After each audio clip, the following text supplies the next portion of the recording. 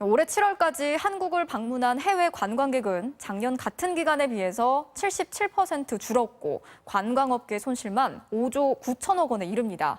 코로나19 사태 이후 6개월 동안 관광 산업이 사실상 멈춘 건데요. 네, 여행사부터 숙박업, 식당, 버스, 화장품까지 이 관광이라는 이름 아래 조성돼 온 이른바 관광 산업의 생태계가 무너지고 있는 건데요. 그 실태를 조윤정 기자가 취재했습니다. 한낮의 서울 명동. 관광객 발길이 사라진 가운데 문 닫은 점포가 수두룩합니다. 어떤 골목은 한 집 건너 한 집이 빈 점포일 정도. 한 중형 호텔의 문도 굳게 닫혀 있습니다. 국내 관광 호텔 1호로 늘 외국인 손님들로 북적였던 곳이지만 지난 3월 영업을 중단했습니다. 개장 60년 만에 처음 있는 일로 지금은 직원 40명 중 2~3명만 단축 근무 중입니다. 코로나 생길 때 이 정도까지는 아닐 줄 알았거든요. 그런데 점점 더 심해지고 있어요. 아예 관광객들이 아예 안 오니까, 안 보이니까. 문 닫은 게 처음이에요. 뭐 IMF 때도 다 열고 다 했었는데. 명동 중심부의 유서 깊은 또 다른 호텔도, 백화점 옆 4성급 호텔도, 명동역 근처 호텔 대부분이 이렇게 몇 달째 문을 닫은 상태입니다.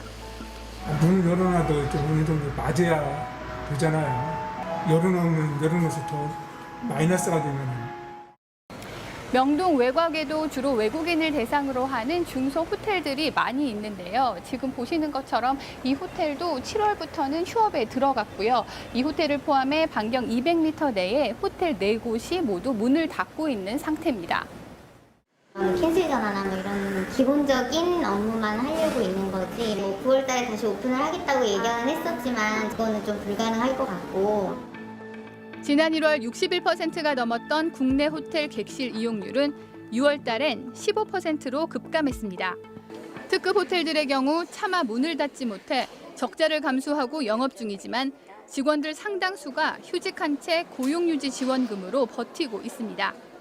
일부 특급 호텔들은 자존심을 내려놓고 홈쇼핑에서 특가 상품을 팔거나 낮에만 방을 빌려주는 이른바 대실 상품도 내놓고 있습니다. 호텔이라는 게 굉장히 이미지도 중요하지만 지금 현 상황을 타개해야 그 다음 상황을 또 모색할 수 있기 때문에 내국인 고객에 맞춰서 마인드 세팅을 아예 다시 하지 않으면. 하지만 이렇게 버티는 데에도 한계가 드러나고 있습니다. 지난 6월 서울에서 폐업한 호텔만 9곳. 한 특급 호텔은 5성급 호텔 가운데 처음으로 직원들에게 구조조정을 통보했습니다. 레스토랑을 닫고 편의시설도 줄이는 방식으로 정규직 90명을 감축하겠다는 겁니다. 버티는 것도 다시 돌아올 직장이 있으니까 버틸 수 있었는데 살생부가 이미 정해져 있대. 누구누구는 잘릴 거야. 정리해고 될 거야. 내가 될 수도 있겠다는 그 두려움 때문에. 상당수 호텔들이 폐업도 쉽지 않아 명맥을 유지하고는 있지만 정부 고용유지 지원금마저 끊기면 더 이상 버티지 못할 거라는 게 업계의 전망입니다. 한 달에 10억, 20억씩 손해본다 해도 바로 폐업할 수는 없잖아.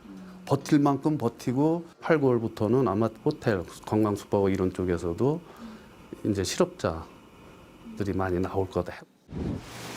여행업계는 어떨까? 생선 도매상을 찾은 55살 조성진 씨가 횟감을 사서 돌아가는 곳은 여행사 사무실. 27년간 여행사를 운영해온 조 씨는 코로나로 수입이 끊긴 지 6개월이 넘어가자 궁여지책으로 회를 팔기 시작했습니다. 10,000원도 남고 20,000원도 남는데 실상 아까 보셨지만 또 왔다 갔다 차량으로 이동하다 보면 실제로 유릴 때도 안 나올 때가 있어요. 그래도 손님이 원하면 갖다 해주죠. 취미로 하던 회뜨기를 인터넷으로 공부하고 여행사 한 구석을 직접 수리해 포장 횟집을 차린 겁니다. 정신적으로 그나마 이거 하면서 하니까는 조금 버틸 수 있는 것 같아요. 일단 버티는 만큼 버텨보고 안 되면 문을 닫겠다 이런 생각을. 시내에서 여행사를 운영해온 나근옥 씨도 4개월간 닫았던 사무실에 커피숍을 차렸습니다. 40년 경력에 단골도 많았던 나 씨에게도 코로나는 경험해보지 못한 위협입니다. 제가 휴대폰을 2대를 갖고 있었어요. 하도 전화가 많이 와가지고 6월 달에 비행기표 한 장 끊고 그다음에 울릉도 2명 보내가지고 6만 원인가 버는 것 같아요. 국내 18,000개 여행사 가운데 90%는 10인 미만의 작은 여행사. 우리나라 관광 여행업의 모세혈관 역할을 담당해온 이들입니다. 코로나가 불러온 생존의 기로에서 어떻게든 각자의 방법으로 버티고 있지만 하나같이 얼마나 더 견뎌낼 수 있을지 모르겠다고 말합니다.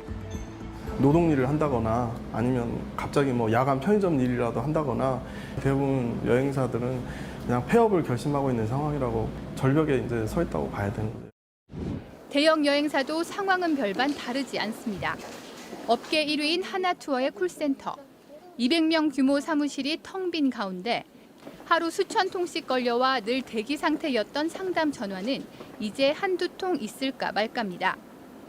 2분기 모객 실적은 작년 대비 마이너스 98.5%. 전체 직원 2,300명 중 2,000명은 무급휴직, 300명만 필수 인원으로 남아 단축 근무 중입니다. 면세점 사업도 해외 법인도 정리해 줄일 수 있는 건 다 줄였지만 코로나가 끝나지 않는다면 지금 상태로 더 버티는 건 불가능합니다. 여행업계 입장에서는 매우 절실한 거고요. 방역과 생활을 함께 해야 된다라고 얘기하고 있잖아요. 최소한의 어떤 생업을 할 수 있는 숨통을 트여줄 수 있는 그런 조치들이 좀 있어야 되지 않을까. 관광업계 종사자는 약 26만 7천여 명. 10억 원을 생산할 때 여행업과 숙박업의 고용 창출 효과는 21명. 전체 산업 평균치 14명을 훨씬 웃돌 만큼 많은 인원을 먹여 살리고 있습니다. 코로나가 길어지면 관광업계에서 대량 실직이 발생할 수밖에 없다는 얘기입니다. 지금 같은 코로나 상황이 계속된다면 수십 년을 걸쳐 구축해온 우리 관광 생태계 자체가 붕괴할 거란 우려도 나오고 있습니다. 여행이 시작된다고 하더라도 그걸 받을 수 있는 기본적인 시스템이나 인프라가 붕괴되어 있는 상태에서는 여행객들이 오갈 수 있는 그런 체제가 없어지는 거기 때문에 국내 관광 인프라가 무너지면 글로벌 온라인 여행사에게 업계가 더욱 종속될 거란 전망도 제기되는 상황. 정부는 대량 실직 사태를 막기 위해 6개월 시한으로 정했던 고용유지 지원금 지원 기간을 2개월 더 연장하는 방안을 추진할 방침입니다. MBC 뉴스 조윤정입니다.